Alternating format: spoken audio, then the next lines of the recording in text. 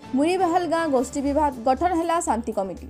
तुरेकेला block बड़मांगी panchayat मुरीबाहाल गाँ गत किछि मास भितरे गाँव साधारण वर्ग और दलित परिवार मानकर भितरे जमी जबरदखल के नहीं गाँव केसरीदीप करनाथी गाँ लोके अभियोग कर कटाबांधी तहसिल कार्यालय घेराव करथिले।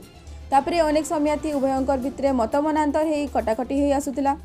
गत डिसेम्बर 2 तारिख में घटी गोष्ठी संघर्ष के नहीं उभय पक्षर तुरेकेला थाना लिखित अभियोग होता और मोकदमा भी रुजु होइछे।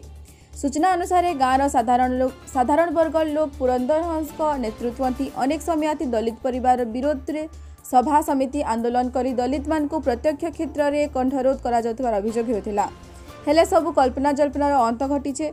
सोमवार दिन उपजिल्लापाल दयामय पाढ़ी तत्वावधान तहसीलदार कटाबांजी के निर्देश दिया जाइथिला। तहसीलदार रतनलाल मुंडा, पुलिस एसडीपीओ गौरांग चरण साहू, तुरेकेला थानाधिकारी भानुशंकर यादव नेतृत्व उभय मुरीबाहाल गाँ लोकों गोटे शांति प्रतिष्ठा लगी तुरेकेला थाना प्रांगण गोटे शांति कमिटी लगी गोटे सभा रखा। सभारे स्थानीय सरपंच डोलाधर बाग, पूर्वतन सरपंच को स्वामी गुप्तेश्वर बेहेरा, सांबादिक तुलसीराम जगत प्रमुख उपस्थित थिले। उभय गोष्ठी तरफ जहाँ उभयों दाबी थिला ताहा उपस्थापना करा जाइथिला। केसरीदीप निजे सामूहिक रास्ता निर्माण करथिबा घर के रास्ता विस्तारित हेले जगह छाड़बार लगी निष्पत्ति होता।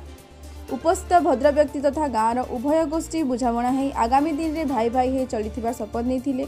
आगामी दिन में जी ए घटना के नहीं विवाद सृष्टि करबा ताहेले आईन अनुसार ताके उचित तदंत करी दोषी विरोध में दृढ़ कार्यानुष्ठान नियाजिबा बोली एसडीपीओ श्री साहू कहिथिले।